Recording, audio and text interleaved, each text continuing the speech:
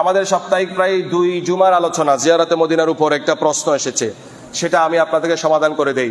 প্রশ্নটা খুবই সুন্দর, যে আপনি বলেছেন মারওয়ান আবু আইয়ুব আনসারীকে আল্লাহ রসুলের রওজার দিকে মাথা নত করে রওজার সাথে ছিলেন।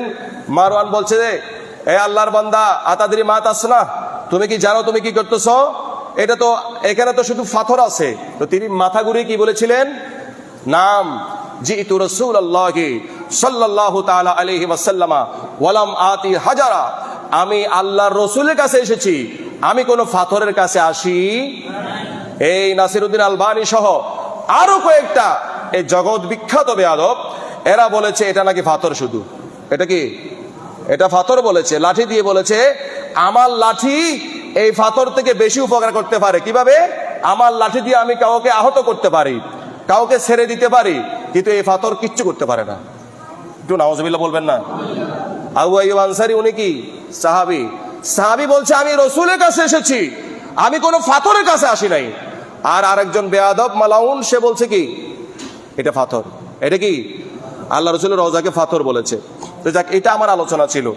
এখন প্রশ্ন হলো, বলে যে সৌদি সরকার সেখানে তাদের কিছু লোক রাখে, রওজার দিকে ফিরে মুনাজাত করলে অথবা সেখানে কোনো যদি ভিড় করে, তারা তো সেখানে লাঠিয়াল বাহিনী রেখেছে, তারা বলছে হ্যাঁ রুইল আল কেবলা, হাজিদেরকে কেবলার দিকে ফিরাই দে, এদিকে যাইতে নিষেধ করে।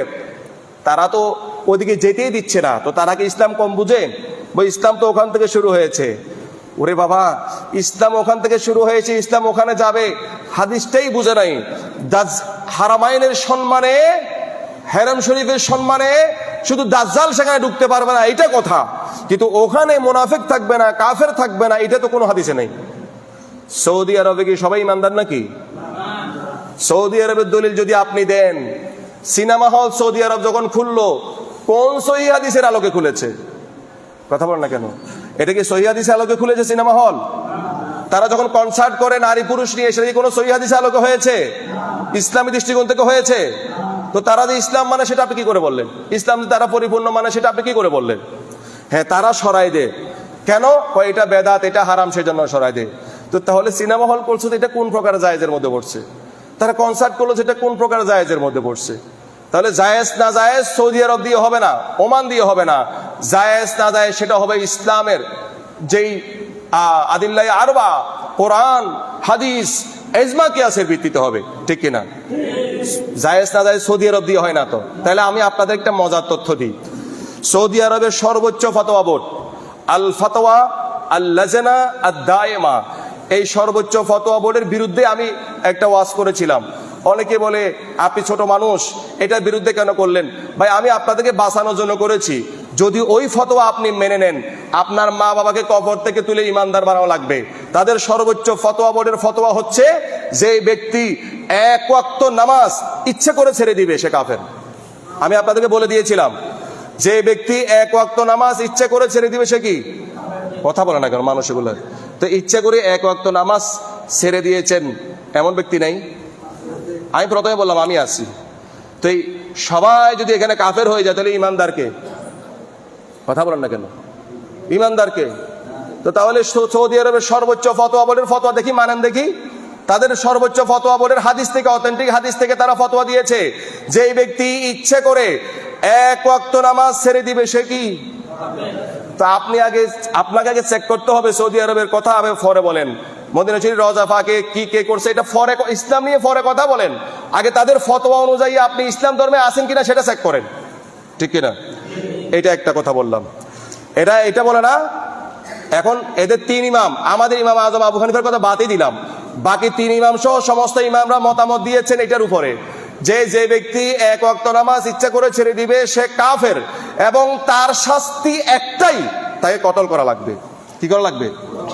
এটা হলো তাদের ফতোয়া বোর্ডের ফতোয়া, এবং তারা সেটা মানে।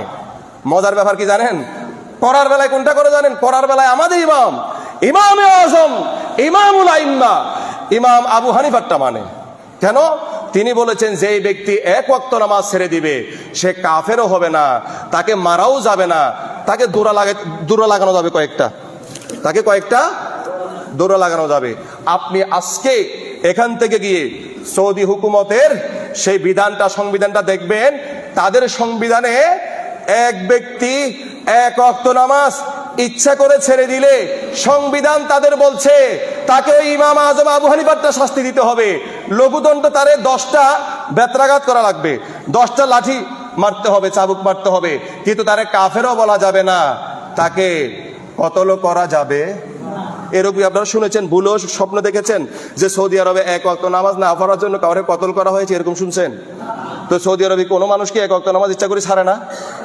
কথা বলে না, ছাড়ে না। বিয়ে করার সময় কোরআন বলেছে 4টা করতে, তারা কয়টা করে? কথা বলে না। কোরআনের শাসন যদি তারা মানে, আমরা বলছি ইমামরা যেখানে ঐক্যমত পোষণ করেছেন 4টার উপর করা যাবে না, তো তারা তো এর আরো অনেক বেশি করে, তো তারা ইসলামী হুকুমত কই মানে? তাহলে এখানে সৌদি হুকুমত বা অমুক হুকুমত বলে ইসলামের ক্ষেত্রে সেটা চলে না। ইসলাম চলবে আদিল্লাহ আরবা দিয়ে, কোরআন হাদিস ইজমা কিয়াসের ভিত্তিতে চলবে। তো তাদের সর্বোচ্চ ফতোয়া বোর্ডে দিল কি, একজন মানুষ নামাজ না পড়লে সে কাফের, কিন্তু সেটা প্রয়োগে নাই। তাদের ফতোয়া বোর্ডে আছে কি, একজন মানুষ নামাজ না পড়লে ইচ্ছা করে ছেড়ে দিলে তারে কাফেরও বলতে হবে, শুধু কাফের বললে হবে না, তারে কতলও করতে হবে। বাট আজ পর্যন্ত একটাও কতল করলো না। তো তাহলে আমি আপনাদেরকে বললাম না দুশ্মনী শুধু এক জায়গায়, নবীজির জায়গায়। তাদের দুশ্মনী শুধু নবীর সাথে। এতগুলো হাদিস মওজুদ আছে, যা আমি তো বললাম শুধু মুখে ছাপা দিয়ে না, হাদিসগুলো নিয়ে যান। আবু আইয়ুব আনসারী সাহাবী বলছে আমি রাসূলের কাছে এসেছি ইন্তেকালের পরে, আর মালাউন বলছে এটা ফাতর, এটা কোনো লাভ ক্ষতি করতে পারে না। নবীজি বলছে আমার হায়াত, আমার জীবন, আমার মরণ একই রকম, হায়াতি খায়রুল লাকুম ওয়া মামাতি খায়রুল লাকুম, আমার জীবনও তোমাদের জন্য কল্যাণকর, আমার মরণও তোমাদের জন্য কল্যাণকর। তাহলে দুটোই যদি কল্যাণকর হয়, তো এখন নবী হায়াতে না থাকলে, ইন্তেকাল অবস্থায় থাকলে, হাদিস আমাদেরকে শিক্ষা দিয়েছে নবী কি এখন জীবদ্দশায় আছে না ইন্তেকাল হয়ে গেছে ফ্যাক্ট সেটা নয়, নবী বলেছেন আমি যেই অবস্থায় থাকি আমি তোমাদের জন্য কল্যাণকর। এখন আপনি ইন্তেকাল অবস্থায় আছে আমরাও মানতেছি, বাট নবীর হাদিস বলছে এখনো নবী আমাদের জন্য ক্ষতিকর না কল্যাণকর। তো এই যে লাঠি দেখাই যে বলেছে আমার লাঠি এই পাথর থেকে বেশি উপকার করতে পারে, আমার লাঠি কাউকে শাস্তি দিতে পারে, কাউকে মাফ করতে পারে, এই পাথর কিচ্ছু করতে পারে না। এটা কি ছোট বেয়াদবি না বড় বেয়াদবি? আপনার তাকে শায়েখ মানছেন, আপনারা যাকে শায়েখ মানার এটা আপনারা মানেন, বাট আল্লাহ রসুলের সাথে দুশ্মনী যখন হবে, আপনার কাছে সে শায়েখ হতে পারে, আমাদের কাছে সে কিচ্ছু হতে পারে না, ঠিক কিনা? সাহাবায়ে কেরাম যে মানদণ্ড দিয়েছে আমরা সেখানে সেই দিকে থাকবো, সেই দিকে রুজু করব। কোন শায়েখ কি বলেছে সেটা আমাদের বিষয়। অতএব সৌদি আরব দেখাইেন না।